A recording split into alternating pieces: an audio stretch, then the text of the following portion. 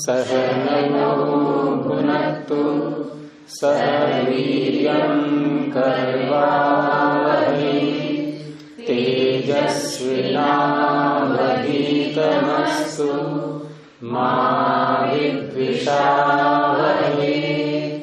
ओम शांति शांति शांति।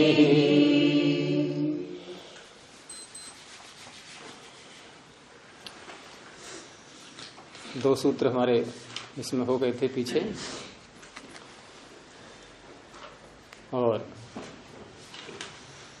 आगे तीसरी सूत्र की भूमिका बना रहे हैं। पहले कहा कि त्रिविधा चास्य शास्त्रस्य प्रवृत्ति ही, ये जो न्याय शास्त्र हम पढ़ रहे हैं इसकी प्रवृत्ति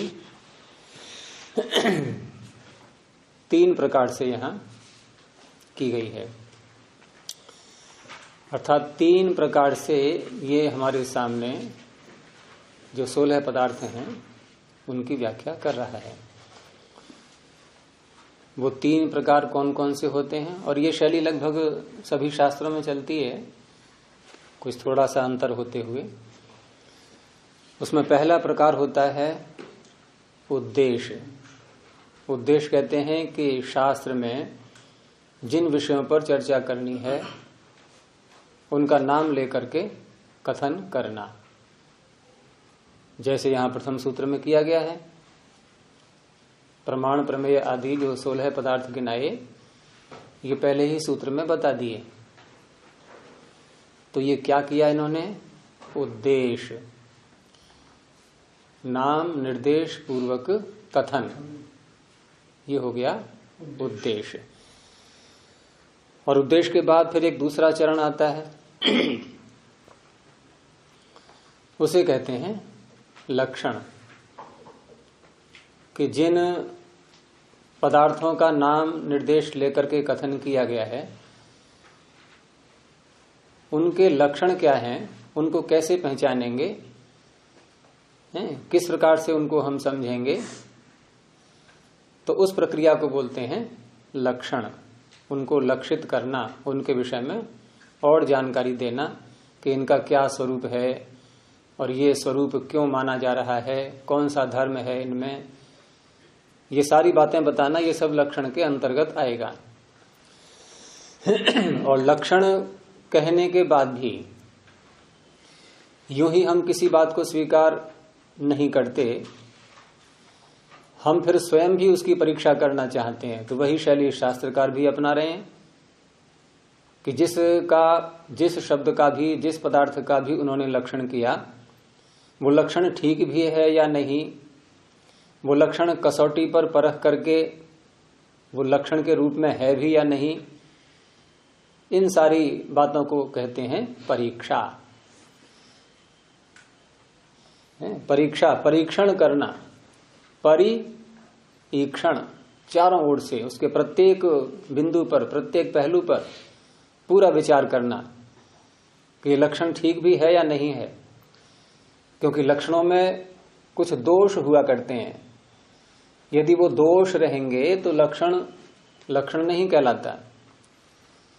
क्योंकि लक्षणों में कभी कभी अतिव्याप्ति हो जाती है, हम लक्षण कर रहे हैं किसी पदार्थ का, वहां तो घट रहा है लेकिन वो किसी अन्य वस्तु में भी घट रहा है।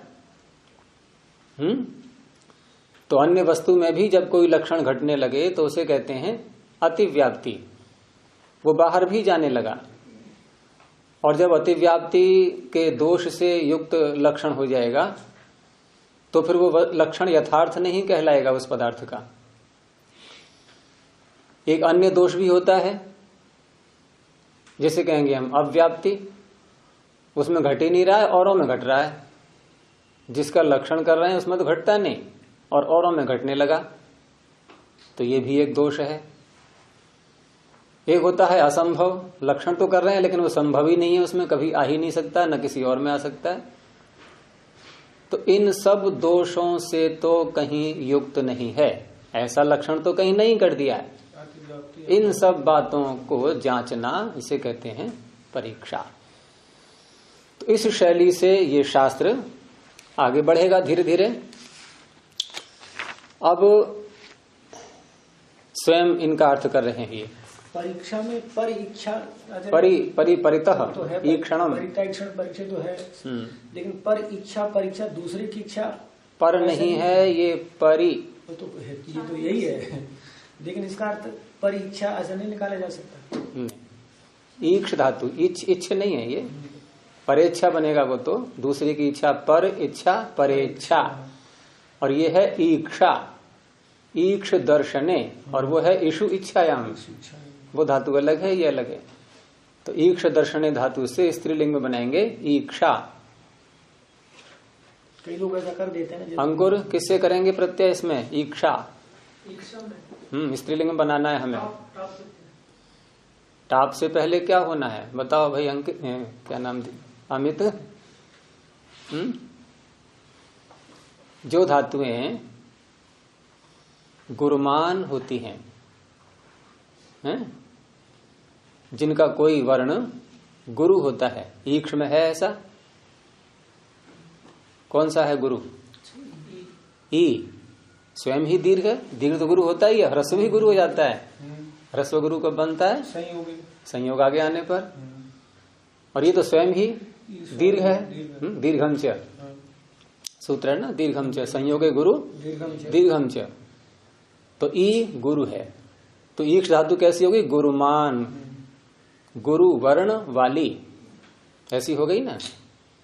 तो गुरु वर्ण वाली से स्त्रीलिंग में कौन सा प्रत्यय होता है? अब सूत्र ढूंढो। अब तो हमने काफी कुछ बता दिया। गुरु वर्ण वाली धातु से स्त्रीलिंग में हम कौन सा प्रत्यय करेंगे?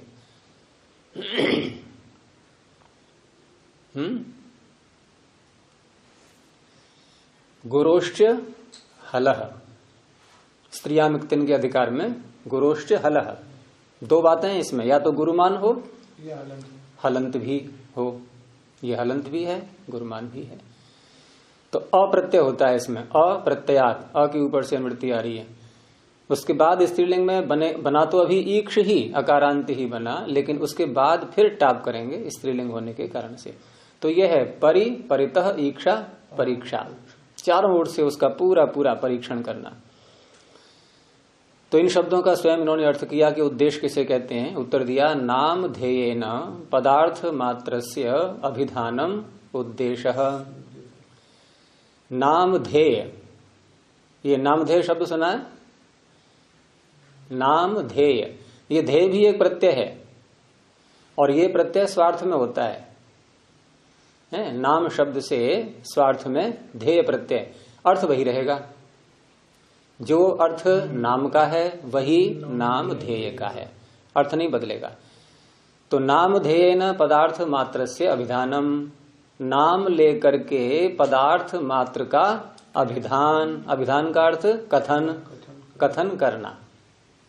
ये क्या होता है? उद्देश्य, उद्देश्य कहते हैं इसको। तो नाम पहले ले लिया गया है, प्रमाण प्रमेय आदि सबके नाम बता दिए। क्योंकि हर शास्त्र अपने विषय की सीमा को बताता है, और उसका यह भी तात्पर्य होता है कि हम इस सीमा के अंतर्गत रह करके ही अपना सारा विचार करेंगे, इस सीमा से बाहर नहीं जाएंगे। और यही शैली होती है ऋषियों की। जो प्रकरण उन्होंने उठाया है उस प्रकरण से विरुद्ध, उसके बाहर असंबद्ध बात को न कहना। तो यहां इन्होंने पहले ही अपनी प्रतिज्ञा रख दी कि हम इस शास्त्र में इन 16 पदार्थों पर ही चर्चा करेंगे, उसको पहले ही बता दिया, नाम निर्देश पूर्वक उसका कथन कर दिया। तो ये उद्देश्य का अर्थ हो गया। अब दूसरे लक्षण शब्द का अर्थ कर रहे हैं कि तत्र उद्दिष्टस्य, जिसका उद्देश्य किया गया, जिसका नाम लेकर कथन किया गया, उसका तत्व व्यवच्छेदको धर्मो लक्षणम, उस तत्व को व्यवच्छिन्न करने वाला, उसका व्यवच्छेद करने वाला, उसको अन्यों से पृथक करने वाला है। हर शब्द अपने अपने में पृथक ही है, सबका अर्थ अलग अलग है, लेकिन वो अर्थ अलग अलग बताने वाला कोई चिन्ह, कोई लक्षण वो चाहिए, जिससे हम कह सकें, जैसे बहुत सारी गायें हैं, अब उन गायों में हमें एक विशेष गाय को बोलना है, किसी एक गाय की ओर इशारा करना है, तो हम जिस गाय को बोलना चाह रहे हैं उसमें एक ऐसा धर्म ढूंढेंगे जो कि अन्य गायों में न हो, तभी तो हम वह उसका नाम ले पाएंगे, ढंग से बता पाएंगे, देखो मैं उसको कह रहा हूं। तो हम कहेंगे काली गाय, या बूढ़ी गाय, या छोटा बच्चा है। इस तरह से कोई ना कोई ऐसा शब्द उसके साथ में जोड़ेंगे जो उसको अन्यों से पृथक कर दे। तो जो अन्यों से पृथक कर देता है किसी को, उसे कहते हैं, क्या कहते हैं उसे? लक्षण। लक्षण का ही तो अर्थ हो रहा है ये। तत्र उद्दिष्टस्य तत्व व्यवच्छेद को धर्मो लक्षणम। और उसी को हम कह देते हैं विशेषण भी, क्योंकि विशेषण क्या होता है? दूसरों से पृथक करने वाला, उसकी विशेषता बताने वाला। तो विशेषता वही होती है जो दूसरे से पृथक कर देती है, भेद। तो भेदक होता है लक्षण। अब परीक्षा का अर्थ कर रहे हैं कि लक्षितस्य यथा लक्षणम उपपद्यते न वा।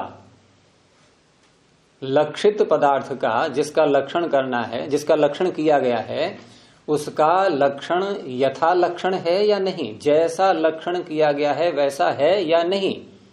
उपपद्यते न वा इति प्रमाणैहि अवधारणम परीक्षा।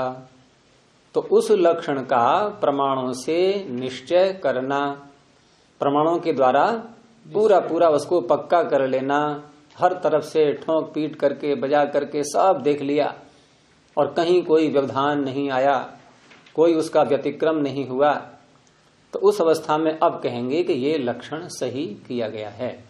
उस लक्षण को कोई काट नहीं सकता फिर। तो ऐसे लक्षण को ठीक है या नहीं ये प्रमाणों से निश्चय कर लेना, इसे कहते हैं परीक्षा। और ये प्रमाण शास्त्र है ही सारा, ये प्रमाणों पर ही आधारित है ये। तो ये हो गई परीक्षा। अब तक जो इन्होंने किया है वो क्या किया है? जो दो सूत्र पीछे निकले हैं, इन्होंने उद्देश्य, लक्षण और परीक्षा, इनमें से क्या काम कर लिया है अब तक? हैं? उद्देश्य और लक्षण निकल गए? अभी उद्देश्य निकला है। पहला सूत्र पूरा उद्देश्य का ही है, प्रमाण प्रमेय है। ये तो याद हो गया है सूत्र पूरा सबको? नहीं, अभी सबको नहीं हुआ है। किस किस को हो गया? हाथ उठाना। 1 2। इसको याद कर लेना सूत्र को, है। तो ये लक्षण का, उसका उद्देश्य का सूत्र है ये। और जो दूसरा सूत्र आया था वो कोई परीक्षा या लक्षण का भी नहीं था, वो तो एक उसी पहले सूत्र को ही थोड़ा पुष्ट करने के लिए था। क्योंकि पहले सूत्र में जो निःश्रेयस शब्द आया था ना, कि निःश्रेयस की प्राप्ति होगी इन पदार्थों के तत्व ज्ञान से, तो वहां पर एक क्रम दिखाया था कि इनके तत्व ज्ञान से मिथ्या ज्ञान हटेगा, फिर ये हटेगा, फिर ये हटेगा, फिर ये हटेगा, इसके बाद निःश्रेयस की प्राप्ति होगी। ये क्रम दिखाया था, यानी पूर्व सूत्र से ही जुड़ा हुआ था वो पूर्व में सूत्र का जो उद्देश्य मुख्य बताया था निःश्रेयस, हाँ, मिलेगा कैसे? उस निःश्रेयस की व्याख्या करने के लिए वैसे था कि क्रम कैसा रहेगा। क्योंकि वहां प्रश्न उठ रहा था कि क्या इनके तत्व ज्ञान से तुरंत मोक्ष हो जाएगा, तुरंत निःश्रेयस हो जाएगा, तो उसमें एक क्रम बताया गया था। लेकिन अब यहाँ पर ये इसी शैली से चलेंगे, उद्देश्य, लक्षण और परीक्षा। तो उद्देश्य हो गया, ठीक है ना, उद्देश्य वाला कार्य हो चुका है। अब बता रहे हैं आगे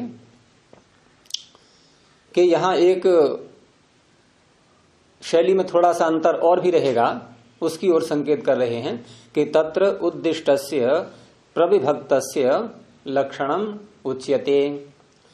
जिसका नाम निर्देश पूर्वक कथन कर दिया गया, उद्देश्य कर दिया गया, और उसके बाद कभी कभी ये उसका विभाग भी करते हैं। क्योंकि विभाग शब्द नहीं बोला अभी 3 शब्द बोले थे, उद्देश्य, लक्षण और परीक्षा।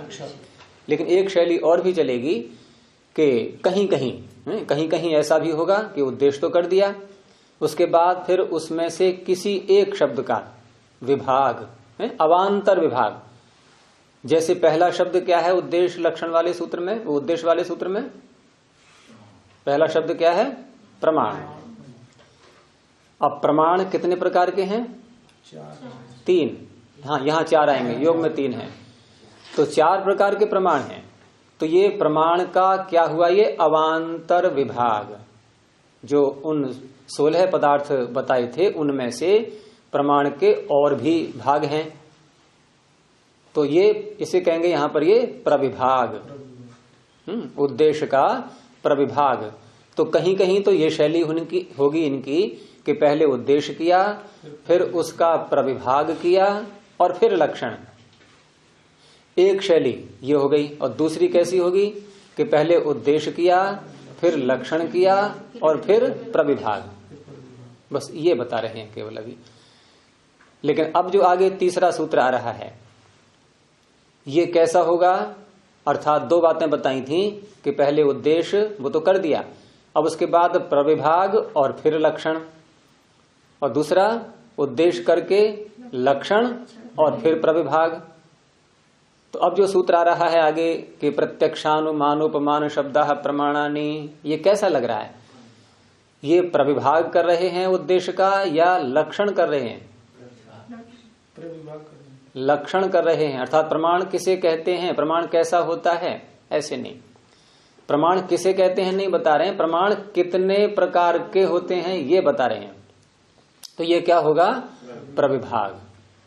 तो उसी को आगे कहा कि तत्र उद्दिष्टस्य प्रविभक्तस्य लक्षणम उच्यते, जिसका उद्देश्य कर दिया गया है और उसका प्रविभाग है जो आता है, एक तो उसका लक्षण कहेंगे, उसमें आगे आ रहा है ये। जैसे उत्तर दिया है उन्होंने यथा, यथा को यह कर लेना तथा की जगह, प्रविभाग मतलब होता है। हाँ, यथा जो तथा लिखा है ना, क्या लिखा है उसमें? तथा, तथा की जगह ता की जगह या।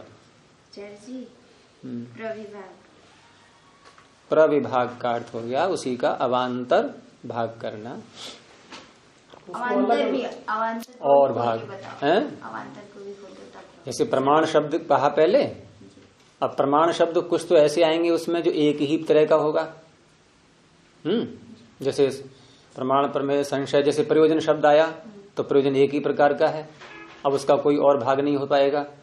लेकिन प्रमाण 4 प्रकार के होते हैं, तो ये 4 प्रकार के हम जो बोल रहे हैं यही है प्रविभाग, है प्रकर्ष रूप से उसका और भाग करना, उसके और हिस्से कर देना।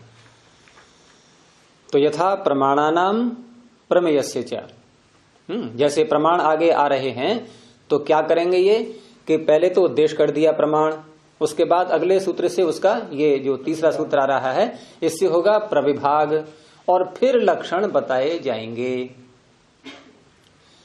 उसमें बता दिया उदाहरण कि जैसे प्रमाण और प्रमेय, प्रमाणों का तो ये सूत्र आ ही रहा है, ऐसे ही प्रमेय का उद्देश्य प्रथम सूत्र में कर दिया। और आगे अब जो सूत्र आएंगे उनमें एक प्रमेयों का पहले प्रविभाग करने वाला सूत्र आएगा। और कितने प्रकार के बताए जाएंगे प्रमेय? 12। ठीक है, उन 12 को बताने वाला एक सूत्र आएगा, उसके बाद फिर लक्षण प्रारंभ होंगे उनके, उससे पहले नहीं। जैसे प्रमाण में पहले प्रमाणों का प्रविभाग होगा फिर लक्षण होंगे, ऐसे ही प्रमेयों का पहले प्रविभाग होगा फिर लक्षण होंगे। अब दूसरी शैली बता रहे हैं कि उद्दिष्टस्य लक्षितस्य च विभाग वचनम, पहले उद्देश्य कर दिया फिर लक्षण किया जाएगा और फिर उसका विभाग प्रविभाग किया जाएगा। वो कहाँ होगा उसका बता रहे हैं कि यथा, जैसे यथा यहां बताया था प्रमाण प्रमेय का, अब दूसरी शैली वाला बताएंगे यथा जैसे छलस्य, छल शब्द आया था ना प्रथम सूत्र में, 16 पदार्थों में छल था, तो छल का नाम तो ले लिया, उद्देश्य हो गया। अब जो आगे सूत्र आएंगे उनमें सबसे पहले जब छल की चर्चा प्रारंभ होगी तो पहले लक्षण करेंगे। छल किसे कहते हैं पहले ये बताया जाएगा, उसका सूत्र आएगा वचन विघातोर्थ विकल्पोपपत्या छलम। उसके बाद बताएंगे छल कितने प्रकार का होता है, तो विभाग बाद में किया गया, लक्षण पहले किया गया। तो यथा छलस्य सूत्र स्वयं दे दिया है इन्होंने यहां पर, वचन विघातोर्थ विकल्पोपपत्या छलम। और फिर आगे सूत्र आएगा तत्त्रिविधम, वो 3 प्रकार का होता है। वाक् छलम, सामान्य छलम, उपचार छलम च। हो गया, पहला अध्याय पूरा हो गया नहीं अभी? दूसरा आने नहीं हुआ अभी? हो गया पूरा?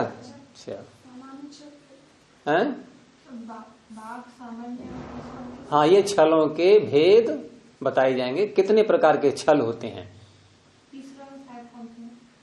सामान्य वाक् छल, सामान्य छल और उपचार छल। उपचार छल 3 प्रकार के। तो आएंगे आगे, सूत्र सब आने ही, तो अभी उसकी कोई आवश्यकता नहीं है लिखने की। तो इस प्रकार से ये 2 शैली अपनाएंगे। अब जो यहाँ शैली प्रथम वाली बताई थी कि पहले उद्देश्य, फिर प्रविभाग और फिर लक्षण, तो अब क्या नंबर, किसका नंबर आ रहा है? प्रविभाग का। तो वही आगे आ रहा है सूत्र कि अथ उद्दिष्टस्य विभाग वचनम। अब विभाग वचन का सूत्र आ गया। तो सूत्र है प्रत्यक्षानुमानोपमान शब्दाः प्रमाणानि। ये तीसरा सूत्र है। प्रत्यक्ष, अनुमान, उपमान और शब्द, ये 4 भाग हो गए प्रमाण के। अर्थात प्रमाण 4 प्रकार का होता है। ये लक्षण नहीं है, ये केवल विभाग बताया गया है इसका। अब इसमें जो शब्द हैं उनके थोड़े से अर्थ कर रहे हैं। जैसे प्रत्यक्ष शब्द आ रहा है इसमें, तो प्रत्यक्ष शब्द कैसे बनेगा, इससे क्या अर्थ लेंगे हम, उसकी व्युत्पत्ति दी है कि अक्षस्य अक्षस्य प्रति विषयम वृत्ति ही प्रत्यक्षम। अक्ष कहते हैं इंद्रियों को। एक अक्षी शब्द भी है, आंख का वाचक। और ये अक्ष, अक्ष माने कोई भी इंद्रिय, 5 में से, 5 ज्ञानेंद्रियों में से कोई भी इंद्रिय, उसे कहेंगे अक्ष। तो अक्षस्य अक्षस्य जब 2 बार बोल देते हैं हम किसी शब्द के लिए, तो वहां अर्थ हो जाता है प्रत्येक। फिर 2 बार बोलते ही अर्थ निकलेगा प्रत्येक। तो अब क्या करेंगे? प्रत्येक इंद्रिय की, अक्षस्य अक्षस्य 2 बार बोल दिया ना, तो प्रत्येक इंद्रिय की प्रति विषयम वृत्ति ही, उनके अलग अलग विषयों के साथ जो वृत्ति बनती है, क्योंकि 5 इंद्रियों का विषय पृथक पृथक है। नेत्र का विषय क्या है? रूप। श्रोत्र का विषय क्या है? शब्द। और घ्राण का विषय क्या है? गंध। और त्वग इंद्रिय का विषय क्या है? स्पर्श। और कौन सी रहेगी? रसना। रसना का विषय क्या है? उसका रस ही बोलते हैं, उसको स्वाद कह लो, रस। तो प्रत्येक विषय, सबका विषय अलग अलग हो गया ना। और एक इंद्रिय किसी दूसरी इंद्रिय के विषय में दखल दे नहीं सकती, वो उसका लेश मात्र भी पता नहीं लगा सकती, वो उसका ज्ञान हो ही नहीं सकता। तो इसलिए कहा गया अक्षस्य अक्षस्य प्रति विषयम, उनका जो प्रत्येक का अपना अपना विषय है, उस विषय से युक्त जो वृत्ति बनती है, उसका नाम होता है प्रत्यक्षम। प्रत्यक्ष, तो प्रत्यक्ष एक वृत्ति का नाम हो गया। ये वृत्ति को ही प्रमाण कह देते हैं। अब वृत्ति का स्वयं अर्थ कर रहे हैं। ये शैली है इनकी शास्त्रकार की कि जब कोई शब्द आ रहा है और अगर कोई जरा भी भ्रांति हो या अस्पष्टता आ रही हो, तो स्वयं उसकी व्याख्या वहीं की वहीं कर देते हैं, ये जिससे कोई आगे संदेह न रहे और आगे हम विषय को ठीक तरह से समझ पाए। क्योंकि पीछे की बातें अनसुलझी रह जाएंगी तो फिर आगे तो कुछ नहीं हो पाएगा, यूं ही चलता रहेगा सब। इसलिए एक एक बात को पूरा पूरा समझाते हुए चलते हैं। तो वृत्ति किसे कहते हैं? उत्तर दिया सन्निकर्षो ज्ञानम वा, क्योंकि प्रत्यक्ष यहां प्रमाण का नाम है और प्रमाण का नाम होते हुए यहां प्रत्यक्ष को कहा कि वृत्ति है ये, तो इसका अर्थ हो गया फिर वृत्ति प्रमाण को ही बोल रहे हैं। अब ये जब प्रत्यक्ष प्रमाण का नाम है और यहां प्रत्यक्ष को कह दिया कि ये वृत्ति है, तो इसका अर्थ है वृत्ति स्वयं एक प्रमाण है, यानी वही प्रमाण है वृत्ति। तो वृत्ति का अर्थ किया इन्होंने सन्निकर्षो ज्ञानम वा, 2 अर्थ किए, एक सन्निकर्ष और एक ज्ञान। अब इन दोनों शब्दों को समझना है। सन्निकर्ष का अर्थ होता है इंद्रिय का विषय के साथ संबंध होना, इंद्रिय का विषय के साथ जुड़ना, ये हो गया सन्निकर्ष। अब इसी को वृत्ति बोलो, थोड़ी देर इसी पर रहो। कि इंद्रिय का अर्थ के साथ सन्निकर्ष हो रहा है। अभी हमने कुछ जाना नहीं है। इंद्रिय का विषय के साथ सन्निकर्ष हुआ। अब सन्निकर्ष को ही इन्होंने वृत्ति शब्द से कहा, और वृत्ति है यहाँ पर प्रत्यक्ष, और प्रत्यक्ष है प्रमाण।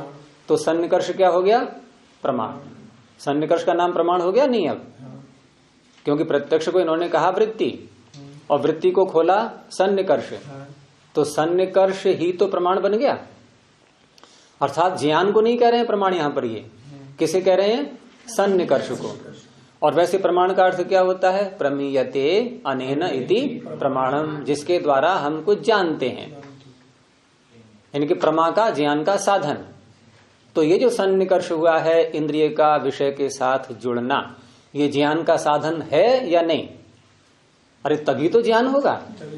अगर इंद्रिय का विषय के साथ जुड़ना न हो तो ज्ञान कैसे हो जाएगा?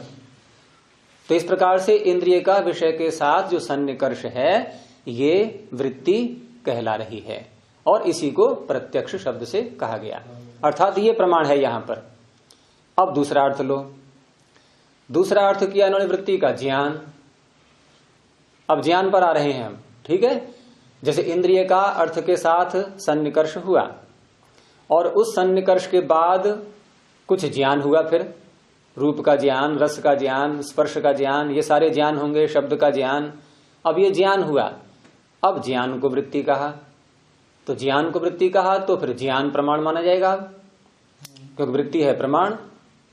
अब ज्ञान को प्रमाण मानेंगे। अब प्रमाण का फिर अर्थ घटाओ। प्रमाण का अर्थ क्या है? जिसके द्वारा हम कुछ जानते हैं उसे प्रमाण कहेंगे। तो ज्ञान के द्वारा हम क्या जानेंगे? अब ज्ञान तो हो गया, यहां शंका उठेगी नहीं। अब सन्निकर्ष के द्वारा हम कुछ जानेंगे, ये तो हम कह सकते हैं, क्योंकि सन्निकर्ष होगा उसके बाद ज्ञान होगा। तो यहां तो हमें पूरा पूरा साधन के रूप में दिखाई दे रहा है, सन्निकर्ष प्रमाण के रूप में लग रहा है। लेकिन ज्ञान को जब हम प्रमाण कहेंगे तो यहां शंका उठेगी कि अब ज्ञान से हम और क्या जानेंगे, और अगर और कुछ नहीं जाना तो फिर ज्ञान प्रमाण नहीं कहलाएगा। समझ में आ रही शंका? अगर ज्ञान को प्रमाण मान लिया, प्रमाण का अर्थ है जो ज्ञान का साधन होता है, तो ये और किसका साधन बनेगा? ये बात आगे खोल रहे हैं। अब पहले सन्निकर्ष को बताया कि यदा सन्निकर्षः, जब सन्निकर्ष क्या? जब सन्निकर्ष वृत्ति है, जब सन्निकर्ष को वृत्ति मानेंगे, जब सन्निकर्ष को प्रमाण मानेंगे, तो उसका कोई ना कोई फल होना चाहिए ना। प्रमाण उसे कहेंगे जो कुछ हमें प्राप्ति कराए, ज्ञान कराए, उसे प्रमाण कहेंगे। तो सन्निकर्ष को हम जब वृत्ति मानेंगे, प्रमाण मानेंगे, तो उसका फल क्या होगा? ज्ञान। तदा ज्ञानम प्रमिति ही, उसी को प्रमिति कहते हैं, ज्ञान को ही। पीछे आए थे ना शब्द ये, प्रमाता, प्रमाण, प्रमेय, प्रमिति। तो जिस पक्ष में सन्निकर्ष प्रमाण होगा, उस पक्ष में उसका फल, उसका ज्ञान, वो क्या होगा? प्रमिति। उसी को प्रमिति कहेंगे ज्ञान के लिए। लेकिन अब जो शंका दूसरे पक्ष में आ रही थी वो थोड़ा जटिल थी, अब उसको समझा रहे हैं कि जब हम ज्ञान को ही प्रमाण मानेंगे, अब सन्निकर्ष को नहीं, अब ज्ञान को प्रमाण ले रहे हैं, जो दूसरा चरण होता है, सन्निकर्ष के बाद जो ज्ञान उत्पन्न होता है, अब उसको प्रमाण के रूप में ले रहे हैं। तो जब उसको प्रमाण के रूप में लेंगे तो उसका फल अब क्या बनेगा? सन्निकर्ष का फल क्या बना? ज्ञान। अब ज्ञान का फल क्या बनेगा? तो ज्ञान का फल क्या बनेगा वो बता रहे हैं कि यदा ज्ञानम, जब ज्ञान वृत्ति के रूप में होगा, प्रमाण के रूप में होगा, तदा हान उपादान उपेक्षा बुद्धयः फलम, ये है फल उसका कि हमने जब ज्ञान प्राप्त कर लिया किसी वस्तु के, पदार्थ के विषय में, अब तीन प्रकार की बातें हमारे सामने आएंगी।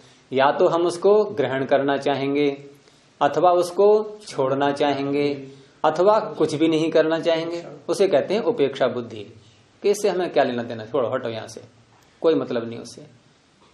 मान लो हमारे पैर में कांटा लगा, कौन सी इंद्रिय का कौन से विषय के साथ सन्निकर्ष हुआ? अब ये आप लोगों की परीक्षा हो रही है, प्रमाणों की नहीं। प्रमाणों की परीक्षा तो बाद में आएगी। जब पैर में कांटा लगा, ज्ञान हुआ कुछ? और ज्ञान बिना प्रमाण के होता नहीं।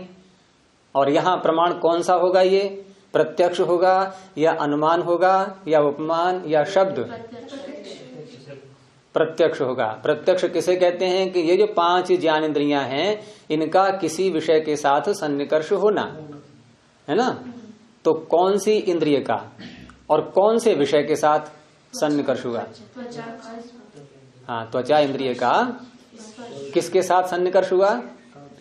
भाई त्वचा का तो स्पर्श ही विषय है ना। स्पर्श हुआ, कांटे का त्वग इंद्रिय से स्पर्श हुआ। तो ये जो सन्निकर्ष हुआ है क्या? तो अनुभूति हुई है। हाँ, वो बाद में जाएंगे, वहां बाद में जाएंगे। क्रम से चलना है आगे हमें। प्रारंभ कहाँ से हुआ हमारा? प्रारंभ हुआ त्वग इंद्रिय का स्पर्श हुआ, यानी कांटे के साथ उसका स्पर्श हुआ। अब ये जो हम प्रमाण मान रहे हैं यहाँ, ये स्पर्श को प्रमाण मान रहे हैं या कि स्पर्श के बाद जो एक स्पर्श का जो हमें ज्ञान हुआ है, इस ज्ञान को प्रमाण मान रहे हैं? अभी हम किस पक्ष को लेके चल रहे हैं? ज्ञान को प्रमाण। नहीं, सन्निकर्ष का तो पीछे दे दिया। यहाँ ज्ञान को प्रमाण मान रहे हैं। तो ज्ञान यहाँ क्या है? स्पर्श का ज्ञान। एक तो हुआ है त्वग इंद्रिय का कांटे के साथ छूना, ये क्रिया, और एक छूते ही हमें अनुभव भी हुआ, ज्ञान भी हुआ। अब ज्ञान को प्रमाण माना है हमने। अब इसका फल क्या होगा? हम क्या करेंगे? अब ये हटाना क्या हुआ? हान। इसे कहते हैं हान। ये इसका फल है। अब ये हान समझ में आ गया ना? छोड़ देना, त्याग देना, उसको दूर हटाना, उससे बचना। कभी कभी बच भी जाते हैं पहले ही। जैसे नेत्र का एक और उदाहरण देता हूं मैं। जैसे नेत्र का, हम जा रहे हैं रास्ते में और हमें दिखाई दे रहा है कंकड़ पड़ा हुआ है या गड्ढा है या कांटा है, ये नेत्र का रूप के साथ सन्निकर्ष हुआ कि नहीं? और उसके बाद हमें ज्ञान हुआ कि ये कांटा है, ये कीचड़ है, ये गड्ढा है, ये ज्ञान हो गया। अब ज्ञान को माना हमने प्रमाण, तो क्या फल होगा उसका? उससे बचेंगे। ये हानि ही तो हुआ, उससे बच गए। अब हम उसे बच करके पैर रखेंगे, उसके ऊपर नहीं रखेंगे। तो इस तरह से ये हान बुद्धि है, हान रूपी ज्ञान, ये अलग ज्ञान है। एक केवल विषय मात्र का ज्ञान, वो अलग ज्ञान था, उसको प्रमाण के रूप में लिया। उसके बाद जो एक और ज्ञान हुआ कि इसको मुझे लेना है या नहीं लेना है या कुछ भी नहीं करना है, ये एक अलग ज्ञान है, ये उसका फल है। ये उसी को बता रहे हैं कि हान और उपादान। अब उपादान में कोई उदाहरण ले सकते हैं हम। भाई कोई वस्तु हम प्राप्त करना चाह रहे हैं, हमें जल चाहिए, देखा, कमरे में गए, वहां से गिलास लिया और देखा जल कहां पर है। अब हमें जल का ज्ञान हो गया। अब जल का ज्ञान हो गया तो अब क्या करेंगे? जल ज्ञान तो हो गया प्रमाण, अब क्या करेंगे? उसका ग्रहण, उपादान। ये उपादान बुद्धि बनेगी। अब उसमें देखेंगे जल गंदा तो नहीं है, पीने लायक है कि नहीं है, ये सब ज्ञान कर लिया हमने पहले। अब ग्रहण करने की बुद्धि बनेगी, ये उसका फल हो गया। ऐसे ही उपेक्षा, जहां हम रास्ते में जा रहे हैं, बहुत सी वस्तुएं इधर उधर हमें दिखती रहती हैं, लेकिन हमें न वहां पर हान बुद्धि उत्पन्न होती है, न उपादान बुद्धि उत्पन्न होती है, उनसे कुछ लेना देना ही नहीं है। लेकिन सन्निकर्ष तो हो रहा है, इंद्रिय का सन्निकर्ष होता है, लेकिन वहां कोई भी उपादान या हान बुद्धि उत्पन्न नहीं होती। यद्यपि उपेक्षा बुद्धि को भी हान में डाल सकते हैं हम, क्योंकि इस शास्त्र का प्रारंभ जहां हुआ था वहां 2 ही बातें आई थी, हेय और उपादेय। क्या क्या क्या शब्द थे वहां प्रारंभ में? 2 शब्द। छोड़ना और नहीं, शब्द क्या थे शास्त्रकार के? अभीप्सा और जिहासा। हाँ, यही शब्द थे। अभीप्सा प्राप्त करने की इच्छा, जिहासा छोड़ने की इच्छा। वहां उपेक्षा को नहीं बोला था। तो उपेक्षा भी है एक भाव, तो उसको हम किस में डालेंगे? अभीप्सा में या जिहासा में? वो जिहासा में डालेंगे। छोड़ ही तो दिया हमने उसको, और क्या किया है भाई? उपेक्षा करना, उससे अलग हो जाना, छोड़ देना, उसके विषय में चिंतन न करना, ये सब जिहासा ही तो है। तो इस तरह से इन्होंने प्रमाण 2 बातों को बताया। किन किन बातों को? इंद्रिय का अर्थ के साथ सन्निकर्ष। एक तो ये प्रमाण है। जब ये प्रमाण होगा तो उसका फल होगा ज्ञान होना, अर्थात प्रमिति। और जब ज्ञान को प्रमाण मानेंगे तो उसका फल होगा हान, उपादान और उपेक्षा बुद्धि। यद्यपि हान, उपादान, उपेक्षा बुद्धि वहां भी होनी है जहां के हमने सन्निकर्ष को प्रमाण माना है, सन्निकर्ष को प्रमाण माना, उसके बाद फिर ज्ञान होगा और फिर हान, उपादान, उपेक्षा बुद्धि होगी, क्रम वहां भी यही चलेगा। लेकिन वहां प्रमाण हमने थोड़ा पीछे को हट करके ले लिया है, और पीछे भी हट सकते हैं हम। जैसे हम इंद्रियों से ज्ञान प्राप्त करते हैं, इंद्रियां ज्ञान के साधन हैं, तो इंद्रियां भी तो प्रमाण हैं। और पीछे हट जाओ, जैसे हम लकड़ी काट रहे हैं, तो लकड़ी किससे काट रहे हैं? कुल्हाड़ी से, तो कुल्हाड़ी प्रमाण है उसमें। और कुल्हाड़ी को किससे पकड़े हुए हैं? हाथ से, तो हाथ भी प्रमाण है। और हाथ हमारे कहाँ है? शरीर में, तो शरीर भी प्रमाण है। पीछे को हटते जा सकते हैं हम परंपरा से। तो ऐसे ही इंद्रियों से हम ज्ञान प्राप्त करते हैं, तो इंद्रियां प्रमाण हैं, इंद्रियों को प्रमाण माना गया है। और जो सन्निकर्ष हो रहा है विषय के साथ, ये भी प्रमाण है।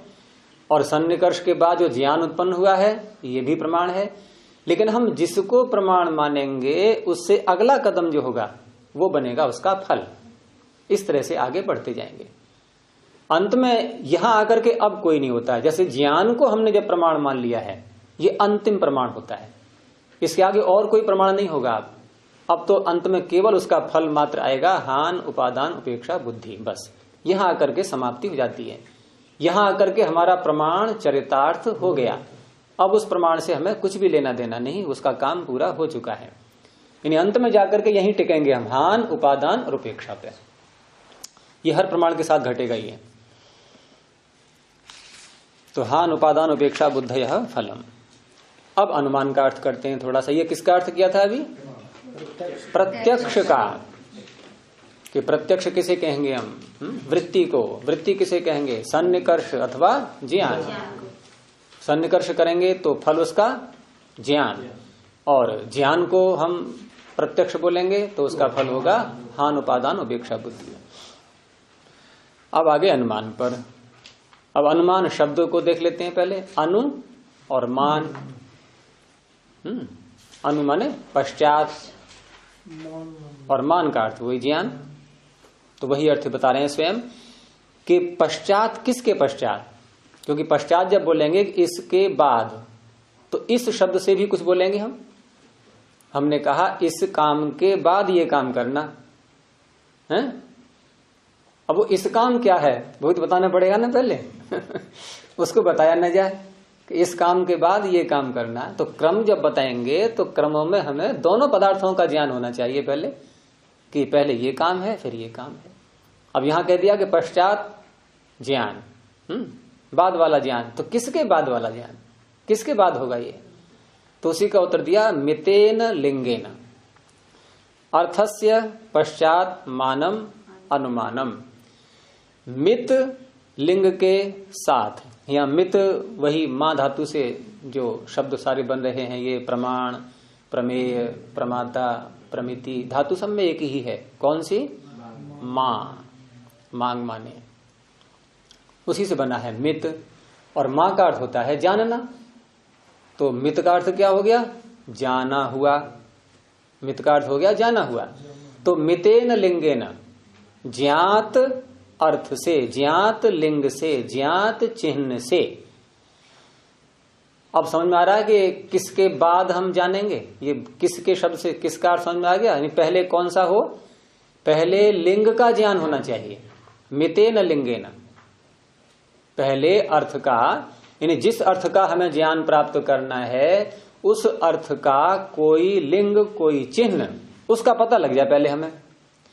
अगर हमें अग्नि का ज्ञान प्राप्त करना है और अग्नि हमसे बहुत दूर है या किसी पदार्थ के आड़ में है, छिपी हुई है, तो हम उसका कैसे पता करेंगे? तो अग्नि का कोई लिंग, कोई धर्म, उसका पता लग जाए हमें बस पहले। तो पहले हमने क्या देखा? धुआं। अब धुआं देखा, ये धुआं क्या है? अग्नि का लिंग है, ये अग्नि का चिन्ह है, अग्नि का परिचायक है, ये अग्नि का धर्म है। ये उसका हमें पहले पता लगा। तो पहले जब पता लग गया तो पहले शब्द का प्रयोग हमने कर लिया ना। अब हम पश्चात का प्रयोग कर सकते हैं कि नहीं? अर्थात पहले हमें कुछ धर्म प्रत्यक्ष होना चाहिए, पहले उसका पता हमें लगना चाहिए, उसके बाद जो ज्ञान उत्पन्न होता है उसे कहते हैं अनुमान।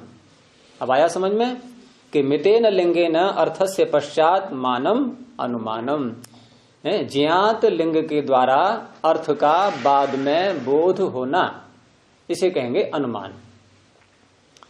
तो धुएं, तो अनुमान से क्या जाना है हमने यहां, जहां ये घटना बताई जा रही है धुआं और अग्नि की, यहां अनुमान प्रमाण किस ज्ञान को करा रहा है? हैं? अरे अनुमान से क्या जाना? अग्नि को। इतनी बात नहीं समझ में आई अभी। अनुमान से हमने धुएं को जाना कि अग्नि को? और धुएं को कौन से प्रमाण से जाना? प्रत्यक्ष से। तो हम यूं भी कह सकते हैं क्या कि अनुमान प्रमाण बिना प्रत्यक्ष के नहीं होता, ऐसा कह सकते हैं कि नहीं? कह सकते कह सकते हैं। सूत्र ही ऐसा ही आएगा आगे, जहां अनुमान प्रमाण का लक्षण किया जाएगा वहां सूत्र की रचना भी ऐसी ही है कि तत्पूर्वकम, प्रत्यक्ष पूर्वक ही होता है अनुमान, बिना प्रत्यक्ष के अनुमान संभव ही नहीं है। अगर धुआं न दिखाई दे अग्नि का ज्ञान हो ही नहीं सकता। तो मितेन लिंगेन अर्थस्य पश्चात मानम अनुमानम, ये इसका लक्षण हुआ। अब उपमान का देते हैं। उप क्या होता है? समीप। अब समीप का अर्थ यह है कि उससे मिलता जुलता। कहते हैं ये पदार्थ इस जैसा लग रहा है, इससे मिलता जुलता है, ये इसके समीप है कुछ कुछ, है ना, कुछ कुछ मेल खा रहा है। तो उपमान में यही होता है कि हम किसी वस्तु को किसी के समान बताते हैं। अब जब समान बताएंगे तो समानता देखी जाती है धर्मों के आधार पर।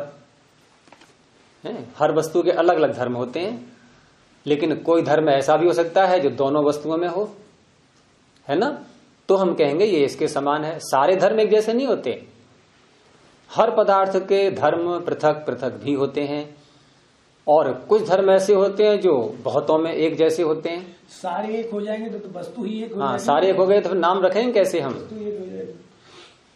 अगर परमात्मा सारे मनुष्यों की शक्ल आकृति एक जैसी बना देता तो क्या होता? यानी कि जुड़वा बच्चे भी जिनको हम कहते हैं एक जैसे हैं, वहां भी भेद होता है। नंबर तो नहीं, नंबर तो वो डालेंगे जिनके लिए वो पहली बार मिले हैं। हाँ। लेकिन माँ नंबर नहीं डालेगी। पता लग जाता कुछ न कुछ। माँ के साथ तो रहेंगे वो काफी समय तक, कई वर्षों तक, वो सब पहचान लेगी। उसको ऐसा नहीं है कि वो माथे पर नंबर लिखे कि नंबर 1 है, ये नंबर 2 है। हाँ, जो प्रथम बार देखेगा वो भ्रांत होगा, वो कोई पहचान करेगा कि भाई इसके हाथ में ये काला कपड़ा बांध दो, इसके हाथ में लाल कपड़ा बांध दो, ऐसे करके कोई ना कोई पहचान करेगा वो जो प्रथम बार देखेगा। तो इस तरह से परमात्मा ने कितने मनुष्य बनाए हैं? कितने हैं पृथ्वी के ऊपर? हैं? हाँ, अब तो 7.5 हो रहे हैं लगभग, और 7.5 अरब में से किसी की शक्ल किसी से नहीं। तो उसके ज्ञान में कितनी रचनाएं होंगी, उसके ज्ञान में कितने प्रकार की आकृतियां होंगी। ये तो हम एक पृथ्वी की बात कर रहे हैं, ऐसी अनंत पृथ्वियां सारे ब्रह्मांड में, कोई गिनती नहीं उनकी। हमारी अपनी रचना के लिए मॉडल नंबर डालना पड़ता है, बिना नंबर से। और अन्य प्राणियों में भी, जैसे कोई गौशाला है और वहां 400-500 गायें हैं, तो वहां के जो उनके सेवक हैं वो हर गाय को पहचान लेते हैं, उनके साथ रात दिन रहते हैं, उनके नाम भी रख लेते हैं अलग अलग। नाम रख लेते हैं गायों के भी। हाँ। अलग अलग शब्दों में नाम रख लेते हैं, ये नंदिनी है, ये ऐसी है, ये वैसी है। तो वहां भी देखो गो जाति सब में है, लेकिन फिर भी भिन्नता है। तो समान धर्म को लेकर के हम जब किसी पदार्थ को किसी के समान बताते हैं तो उस अवस्था में ये उपमान प्रमाण का प्रयोग होता है। तो इसीलिए उसका अर्थ किया सारूप्य ज्ञानम, समान रूपता का ज्ञान होना। यथा उदाहरण दिया, यथा गौः एवं गवयः। यही उदाहरण चलता है न्याय में, यहाँ पर प्रसिद्ध हो गया ये, प्रसिद्ध हो गया। आप दूसरा दे दीजिए। कुछ और भी शब्द प्रसिद्ध हो गए हैं बहुत से, जैसे हम लोग ये धूमकाग्नि का सुनाई है आपने कई बार। ऐसे ही ये घट, पट, कट, ये बहुत चलते हैं। घट माने घड़ा, पट, पट क्या होता है? वस्त्र, और कट क्या होता है? चटाई। तो इनके उदाहरण बहुत दिए जाते हैं। कहीं चल रहा हो नया दर्शन तो यही होगा कि क्या घटपट घटपट कर रहे हैं ये लोग, खटपट खटपट। ये प्रसिद्ध से गुरुजी इसलिए ये उदाहरण नहीं, ऐसा होता है किसी बात को जब प्रसिद्ध हो जाती है और उसी के द्वारा हम जब दृष्टांत देते हैं तो वो अधिक समझ में आता है। समझ में आ जाते हैं। उसके बाद फिर हम अन्य अपने उदाहरण बना भी सकते हैं, सूक्ष्म दृष्टांतों को भी ले सकते हैं फिर, लेकिन पहले मोटे रूप में, स्थूल रूप में हमें उन्हीं को समझना होता है। अब ये अग्नि का धूम का दृष्टांत इसलिए प्रसिद्ध है कि भाई अग्नि और धूम को सबने देखा है, और दृष्टांत का धर्म ही यही होता है कि जिसको सामान्य व्यक्ति भी समझ ले। नहीं तो दृष्टांत का फिर तात्पर्य ही क्या रहा कि हम दृष्टांत दे रहे हैं, सामने वाला समझता ही नहीं उसको, तो वो दृष्टांत के लायक नहीं होता है। तो ये हो गया जैसे गऊ ऐसे ही गवय। तो गऊ तो सामान्य गऊ जो हम गो प्राणी ले रहे हैं ये है, लेकिन एक दूसरा प्राणी भी है जिसको हम कहते हैं नील गाय। आप लोगों ने प्रायः सभी ने देखा होगा, शायद ही कोई उसने न देखा हो।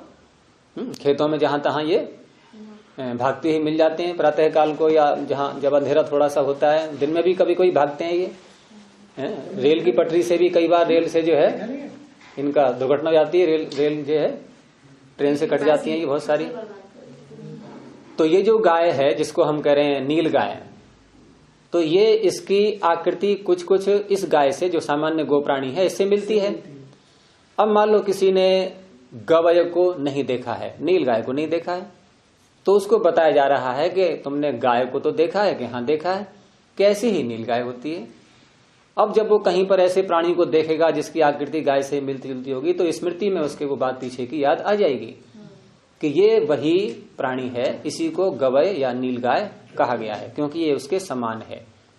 अब यहाँ जो उसको नया ज्ञान हुआ है ये उस प्राणी को देख करके, इसका नाम है उपमान। आगे इसमें और भी सूक्ष्मता आएगी उपमान में कि उपमान वास्तव में है क्या यहाँ पर, वो उसको अभी नहीं बताऊंगा मैं, काफी समय लग जाएगा उसमें। वो जब उसका लक्षण आएगा तभी उसको लेंगे कि उपमान वास्तव में है क्या ये। अब शब्द को, हाँ ये हो गया सारूप्यम तो सामान्य योग। सारूप्य क्या है, उसका अर्थ किया कि समान धर्म को जोड़ना, सामान्य योग, समान धर्म को जोड़ना, बताना, संबंध स्थापित करना, ये सारूप्य है। अब शब्द का अर्थ किया, चौथा प्रमाण शब्द प्रमाण। शब्द को शब्द क्यों कहते हैं, उत्तर दिया शब्द्यते। उसी को खोला आगे, शब्द्यते अनेन अर्थ इति अभिधीयते। शब्द्यते का अर्थ है जिसके द्वारा अर्थ कहा जाता है, जिसके द्वारा अर्थ की अभिव्यक्ति होती है। अभिधीयते, ज्ञाप्यते, जनाया जाता है, कोई अर्थ जनाया जाता है, उसे कहते हैं शब्द। तो स्वयं शब्द धातु से भी शब्द्यते इन्होंने व्युत्पत्ति की उसकी, और उसी का पर्यायवाची दिया आगे कि अभिधीयते अथवा ज्ञाप्यते, कथन किया जाता है, जनाया जाता है, क्या अर्थ, जिसके द्वारा अर्थ। यहाँ अर्थ से तात्पर्य कोई वस्तु, वो कोई वस्तु में हम द्रव्य भी ले सकते हैं, गुण भी ले सकते हैं, कर्म भी ले सकते हैं, कुछ भी हो सकता है वो, लेकिन उसका कोई ना कोई अर्थ होना चाहिए।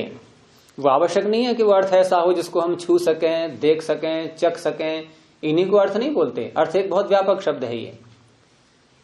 जैसे मान लो संस्कृत में और शब्द की क्या संस्कृत है, और जैसे और बोलना होता है, जैसे राम और कृष्ण, तो और को क्या बोलेंगे, च।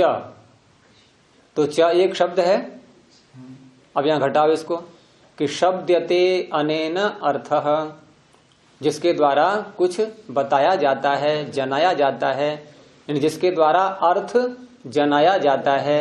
तो च का अर्थ क्या है, और। ये क्या चीज है और, ये जोड़ने वाले ना दोनों। नहीं, और को बताओ कि देखो ये रखा है सामने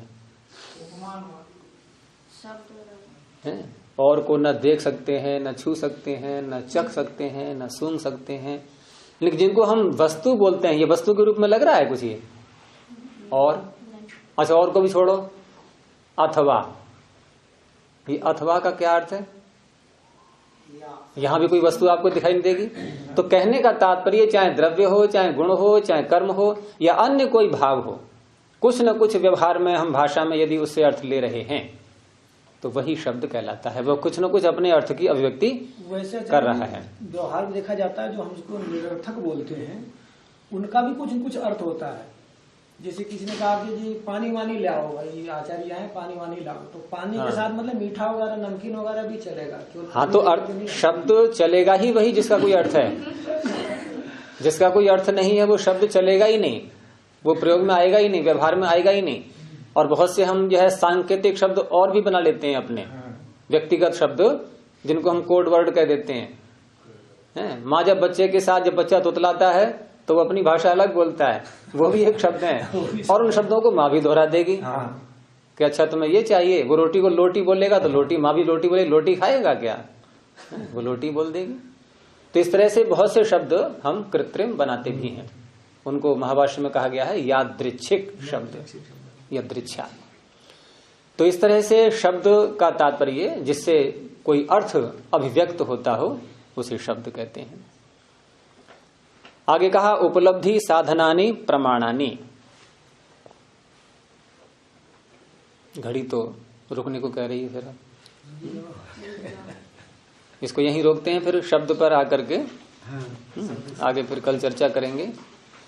अब थोड़ा समय इसलिए भी लग रहा है ना कि आप लोगों को विशेष बताना पड़ता है, क्योंकि अगर जल्दी चल पड़े तो बिल्कुल आपको अरुचि हो जाएगी फिर, क्योंकि आगे फिर इतना और आएगा, कुछ और हम सूक्ष्मता में जाएंगे, कठिनता में जाएंगे, और पीछे का हमें कुछ भी पता न हो तो फिर आगे का फिर अच्छा नहीं लगेगा। इसलिए थोड़ा समय लग रहा है, लेकिन हो जाएगा धीरे धीरे। सब बहुत गंभीरता में घुसेंगे हम लोग, क्योंकि ये शास्त्र बहुत दूर तक पहुंचाने वाला है हमें। चलिए प्रणव ध्वनि।